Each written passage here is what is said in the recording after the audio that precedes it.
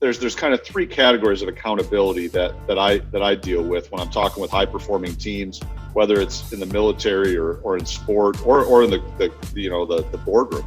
And just to help your listeners here, the first level is below average teams have no accountability. And remember, accountability just means that you're going to remind each other of your responsibilities, and you're going to do your freaking job. At the end of the day, you're going to take ownership and you're going to own your responsibilities. And when we talk to leaders, what we really tell them is, remember, accountability isn't lording over your supervision. It's actually just reminding them of their responsibilities. That's it. It's not even...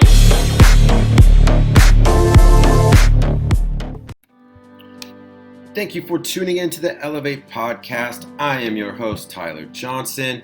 Appreciate your time in dialing this episode up. If this is your first time, thank you. If previous episodes have been of value to you, please feel free to share, give us a review. That is the greatest compliment we can get. This episode, I've got another great coach.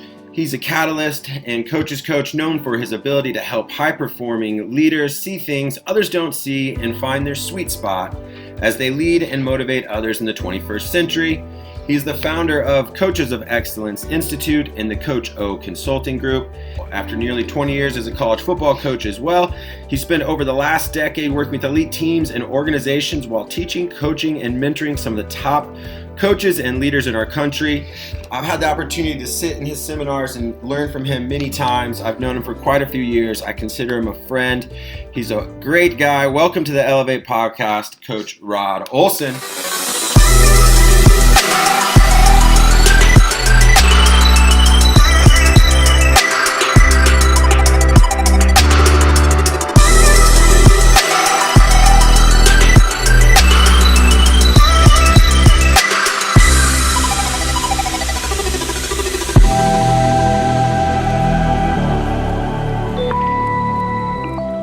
Coach O, take us from a college football coach to the work you are doing now.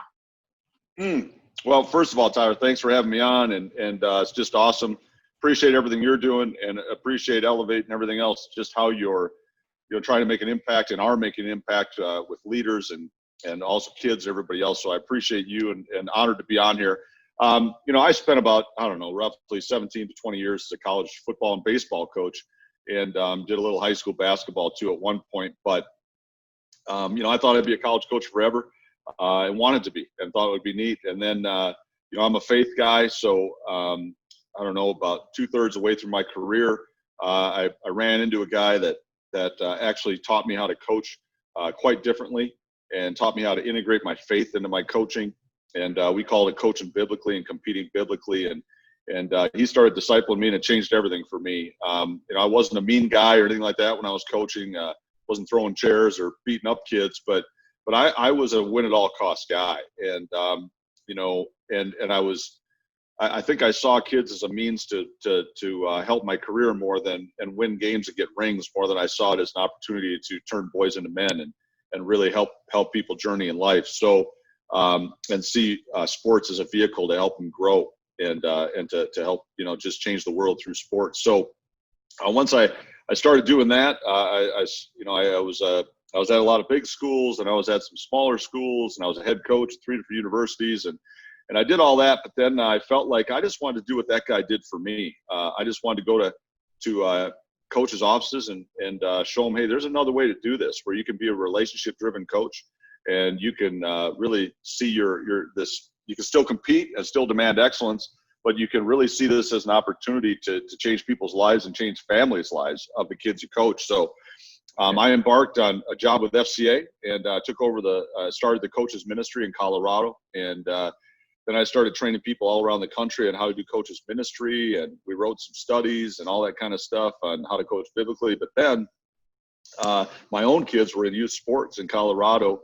And I started coaching in that league, and one of the presidents saw me coach and said, hey, I like how you coach. Could you help train our coaches and our youth coaches? And I thought, yeah, I'm went from being a head coach at the college level to coaching 9-year-olds, so I might as well do something to help people. But so I started, and that led to starting a nonprofit called the Coaches of Excellence Institute, where we literally just would go into youth sports programs and to high schools and to colleges and we would just help coaches learn how to coach in the 21st century and really help them to learn how to be relationship driven coaches. And lo and behold, in those workshops I was doing, there'd be men and women that own companies or were involved with the I don't know, the police departments or anything else, but were high level leaders.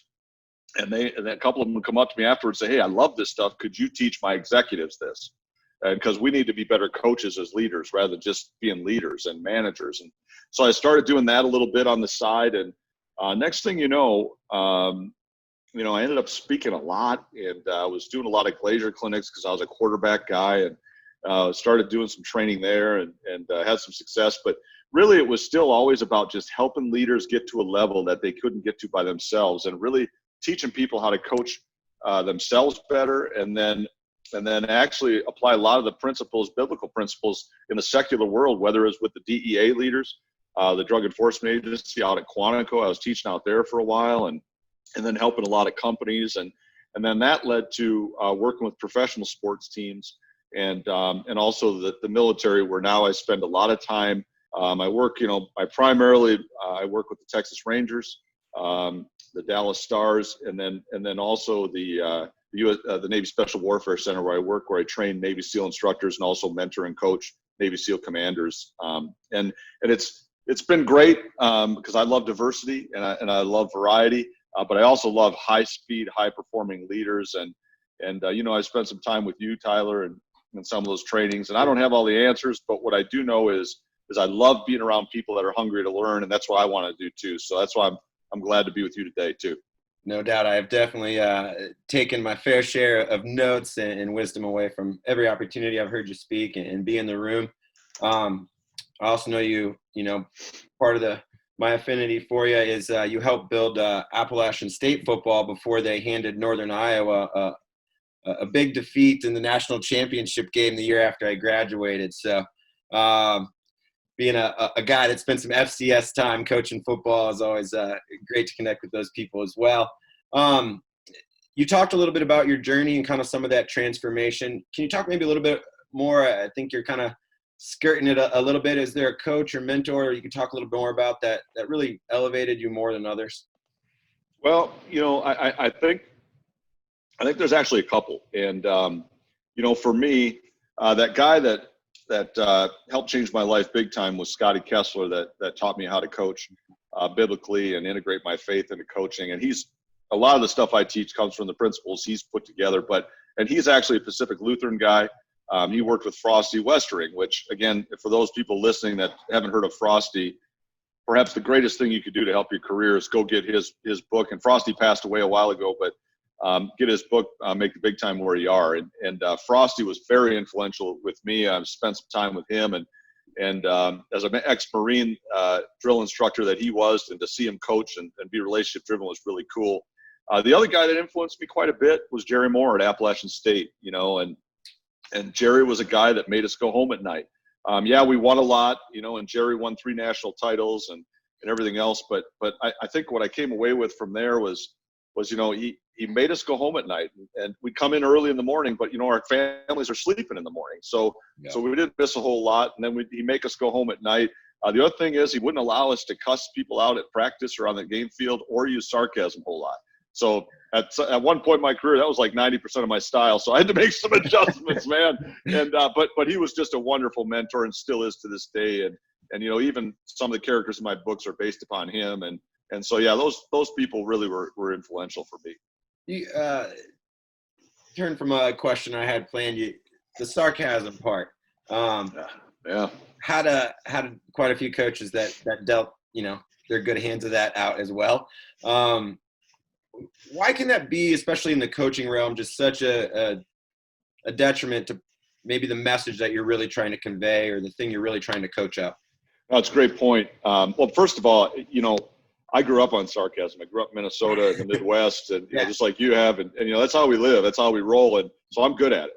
That's the other thing. I don't say I'm arrogant about anything really, but I am good at fighting with sarcasm. But the reality too about sarcasm is it's just like anything else. When I worked the Navy SEALs, one of the things that they actually teach the operators is, hey, sarcasm can be a great tool when you're in a dire situation.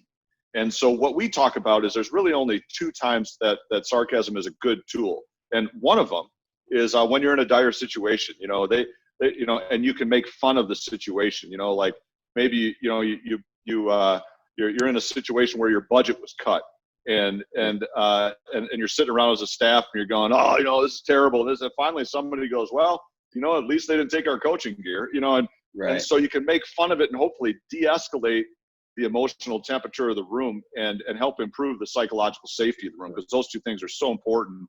And we've been teaching a lot about that in crisis right now. But the other thing is sarcasm. In the Greek, the word sark means tearing of the flesh. And sarcasm is like, it's always at someone else's expense. And the problem with sarcasm, by the way, the other time to use sarcasm that's okay or beneficial is when you make fun of yourself as a leader. That helps again, make sure people realize you don't think you're all that and you're humble. But the problem with sarcasm is it's like cancer. Where's the line? Is a little cancer okay? Is a lot, and other than those two situations I just discussed with you, there's really no reason to use sarcasm. And so, I think one of the things that I was challenged with early in my career was a guy said, hey, if you have to use sarcasm or fear and intimidation and shaming to motivate people, you're not a very good coach. And I was like, man, I got to get better, because if I take those things out of my leadership, what do I got left? And so that really spurred me on. I don't know if that's what you're looking for, but yeah, sarcasm thing is a dangerous thing. Yeah. Tightrope. Yeah, I appreciate you expanding on that a little bit. Spending the time around the great teams that you have, what's usually the missing piece you see on teams these days when it comes to accountability? Yeah, you know what? Everybody throws that word accountability around, and I think the first thing to realize is that there's kind of three categories of accountability that I deal with when I'm talking with high performing teams, whether it's in the military or in sport or in the boardroom. And just to help your listeners here, the first level is below average teams have no accountability. And remember, accountability just means that you're going to remind each other of your responsibilities, and you're going to do your freaking job. At the end of the day, you're going to take ownership and you're going to own your responsibilities. And when we talk to leaders, what we really tell them is, remember, accountability isn't lording over your supervision. It's actually just reminding them of their responsibilities. That's it. It's not emotional. And we always tell coaches, you're going to be emotional, but you can't coach emotionally. It's ridiculous. Just remind them, if they don't do their job, replace them and get or coach them up and get them better. And then if they still don't want to do it, give somebody else their duties. At the end of the day, it's not rocket science. But below average teams have no accountability. Average teams, the coaches and the bosses do all the accountability. And then on high performing teams, the players themselves or the team within the employees themselves, they actually hold each other accountable. And the bosses are just part of that process, and they create a culture where everyone takes ownership and is holding each other accountable. We see that, right now, and I know this podcast may come out later, but The Last Dance is on right now, and everybody's talking about this and talking about that. And the deal is, the Bulls finally figured out a way. And I was actually coaching in Chicago when they won their third world title, and I can remember vividly, hey, the whole deal there was they figured out how to hold each other accountable. It wasn't just Michael Jordan. It was a combination of when Phil Jackson got in there, and then they brought players in like Dennis Rodman. As crazy as he was, that guy, man, he did his job and did it well. And then they brought in Cartwright. They brought in all these other guys. And the next thing you know, they had a great group of guys that wanted to hold each other accountable. So to me, that's the separator. Instead of talking about accountability, just assess your team. Who's doing the accountability? And if all the coaches or leaders are doing it, you're not elite. You're just not there yet. And then you got to work on it. Yeah, I see. Sometimes in the high school world, it's just training other kids to assess their team's accountability, and then you just remind them. Yeah, you just used a good word, train them. You got to educate people first, right? You got to take them from information to really a good understanding of it and comprehension, and then how to apply it. How do I hold somebody accountable? And then you got to teach them the art of communication, of of how do I have a conversation with somebody who's not doing their job, and how do I confront and clarify. And I mean, there's a lot to it, because a lot of teams have been really jacked up, and families and marriages have been jacked up because people understand the science, I got to hold them accountable, but they don't understand the art of doing it. That takes some teaching, like your training, like you said. For sure. One of the things I've enjoyed hearing you speak about in the past is the 3 types of employees or teammates we often find ourselves surrounded with. Can you talk a little bit about those 3 types? Yeah, and one thing I want to make clear, I love to say I came up with all this stuff, but that's not true. I don't think there's anything new under the sun.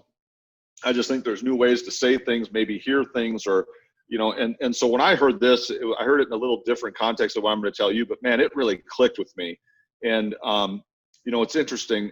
We've kind of put people into 3 categories in the 21st century. There's what we call champions or winners, and then there's contributors, and then there's survivors. And basically the way this works is a survivor is someone that has found a way to keep their job, and all they care about is keeping their job. They're definitely a me person, not a we person. To be cliche, they are, I remember talking to a guy one time in a pro staff. He goes, I've been in this organization 27 years, and I've gone through 6 managers, and I looked at him and I said, I don't know if that's a good thing, because at the end of the day, that means that person has kind of just waffled probably a lot. I mean, 6 managers. You never made it. One of them. I mean, not one guy was like, I disagree with you. And so, and I understand, people may misinterpret, the loyalty factor, which is good, but at the same time, I always tell people, man, if you're not kind of ticking somebody off at least once or twice, or bowing up a little bit before your beliefs, I mean, what are you doing? Are you a chameleon? Or are you just kind of waffling? And so survivors are experts at becoming chameleons and just acquiescing to everybody. Now, contributors are a good thing. We love to have contributors. Contributors are people that not only are all in and are a we person, but then they do their job every single day. Somebody asked me, I was talking to the USA junior national team coaches, and they asked me, what's the difference between good and great? And I said, well, we've got a saying in pro ball: good, you do it for a season; great, you do it for a career. And I think contributors are people, again, that they do their job day in and day out. They are, their greatest ability is their dependability. And so I think, a contributor does this. They do their job, and they do it well every single day. They show up and they produce. They do their job. Now, a champion or a winner in our context of our conversation, not only are they a contributor and a we person, but they actually make the people around them better. So again, trying to grow our players and grow our staff and people from, hey, get out of survival mode and start thinking about how you can actually be a contributor here, and then how you can actually impact the people around you and raise the level. And, when you start thinking about people, you're going, well, who did that? Who did that really well? And you're going, well, Ray Lewis did it. He's one example. And then you go, well, who else? And you're going, well, man, it looks like, I mean, you could go in the hockey world and you could talk about Jaromir Jagr and how he got with the Penguins, how that whole team changed. And then LeBron, boom. And it's not just because they're great players and they produce. They actually want to help their teammates get better, and that's unique. Yeah, the pro athletes you just talked about there, they're passionate, relentless, and full of optimism. You call that being a pro. I know from one of our interactions you gave a wristband. It's one of the ones I rotate on my wrist when I'm feeling I need that reminder. But can you talk to us what it means to be a pro? Yeah, again, this came when I was with the Pittsburgh Pirates for 9 seasons, and we were in the bottom third of Major League Baseball in payroll, which means we can't buy players, which means we're not the Yankees, we're not the Dodgers, we're the $220 million payroll, and I can just go get a free agent. So what that meant was we had to be great at developing, and so for us that meant we had to draft really well and then develop the player really well throughout our system. And that meant we had to turn boys into men, because only men play at the big league level that can handle all that comes with that. Yeah. So one of the things we had to, we started to talk about is, the greatest compliment a pro athlete can give to another athlete is when they say you're a pro's pro. And, when Peyton Manning says Tom Brady is a great quarterback, that's the greatest compliment, when a peer tells you you're a pro. And so we had to define the word pro, and Kyle Stark of the Pirates came up with this, and I loved it. Pro means that you're passionate, you're relentless, and you take ownership of what you do in the context of how we were trying to get players to understand, hey, if you want to be a pro, this is what you should be doing. And so one of the things that I've done is I've just adopted and adapted that to all the different kind of environments I'm in, whether I'm at a marriage conference, doing a marriage conference. Are you a pro spouse? Are you passionate about your marriage? Are you relentless? And by the way, relentless doesn't mean you just don't quit. That's one meaning. The other meaning is you're creative. You find ways to solve problems because you're relentless. And so are you relentless in your marriage? And do you take ownership? Sure enough, you go to a counselor, the first thing you're going to do is make you own up to what you're not doing well. So whether it's marriage, whether it's sports, whether it's being an executive, all of the above, being a dad, being a mom, can you be a pro? Are you passionate, relentless? And the big one for me, and Kelly McGregor was another huge mentor in my life, the former president of the Colorado Rockies, who passed away roughly a decade ago. And Kelly always talked about ownership is everything.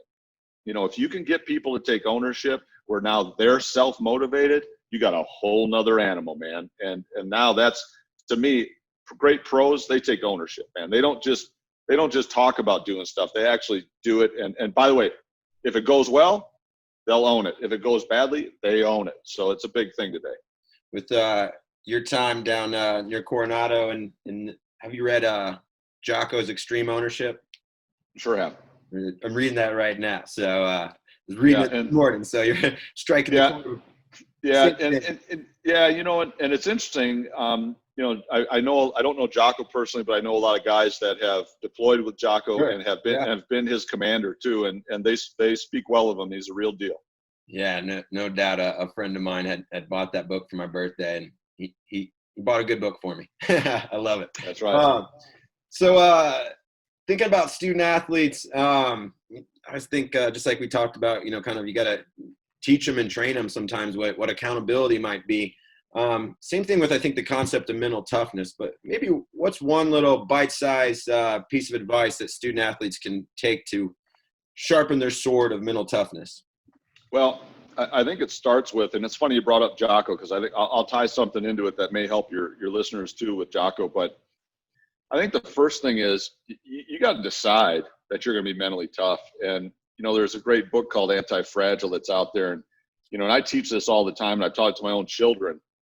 And there's 3 stages, of mental toughness according, and the way we teach it. And by the way, the premise of the book is some organizations and companies, when they face adversity, crumble, and some rise up and are stronger than they were before.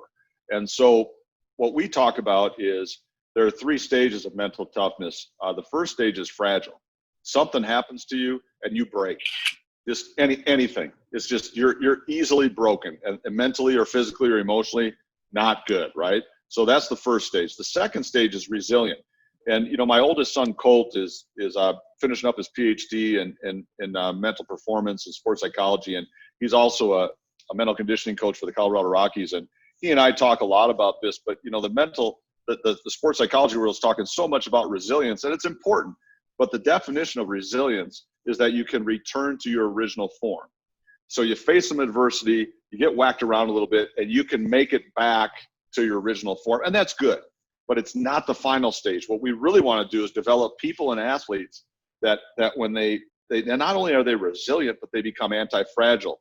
And a great example of this is if we break a bone in our arm, once that thing gets reset, it actually is going to calcify over right at the point of the break.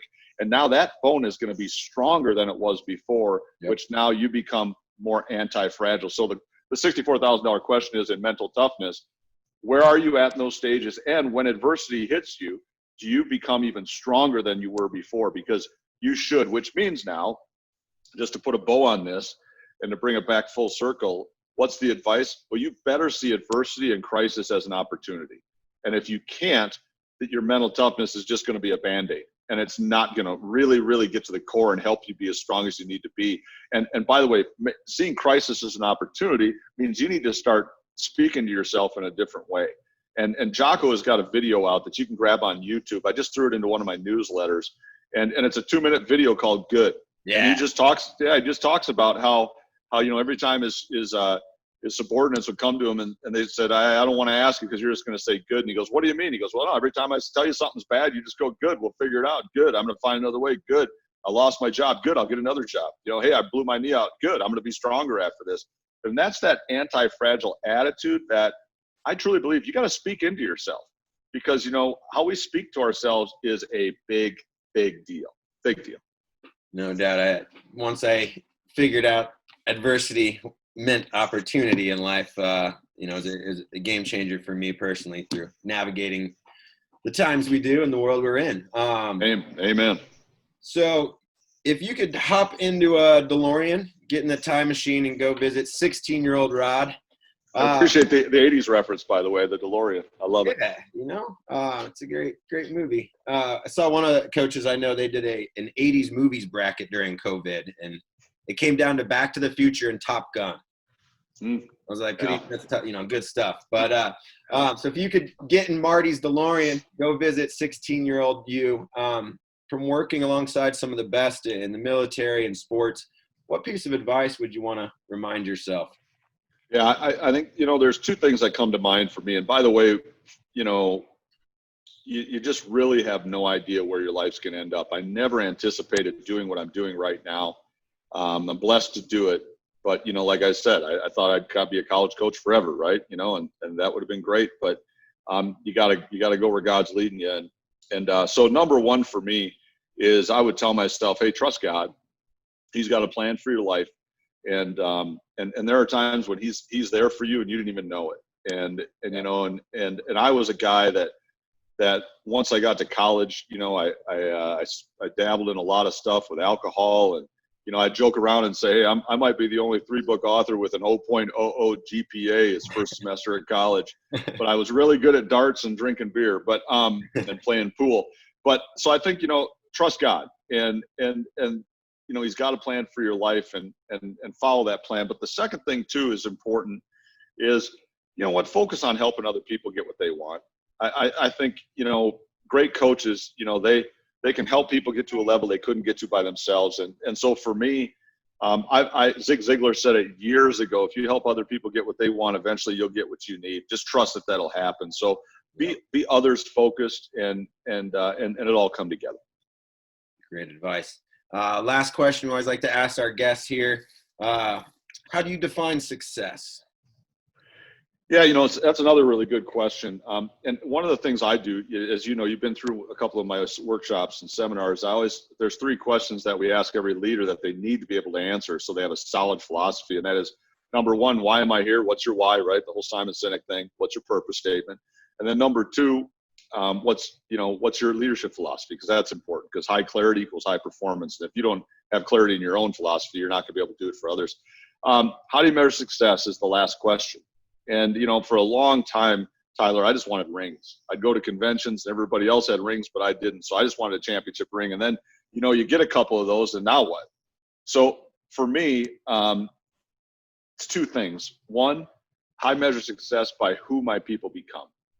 That is not what they're doing. I could care less if they're a CEO or an owner of a pro baseball team, or if they're a guy who just started a plumbing business and he's solving people's problems in their houses. So it's who they become. That's the big thing. And then it's just like my kids. I don't care what they do. I don't care about who they become as men and women.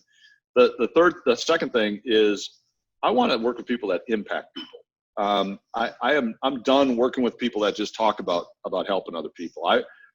The way I measure success is the people I work with, how are they leaving in other people? So, I'm a big legacy builder guy. I want you to build your legacy into other people. So long after you're gone, you've made an impact on generations, both at work and at home. My biggest win, I hope, is, my kids, 2 of them are married, and my third one just graduated from college. And one of my biggest hopes is that they focus on legacy, not career. That to me, if they're doing that, then that's a huge success for my wife and I. And like I said, my daughter, she runs a preschool, and she got a degree in early childhood education. You know how many people told her that's the worst job in the world? You're not going to get paid anything. It's like, and it's more than just follow your passion. It's what you're calling, and she's helping families and all that. So no, that would be me, man. You got to trust God. And then it's got to be about other people helping them find their dreams and help them realize where they want to go.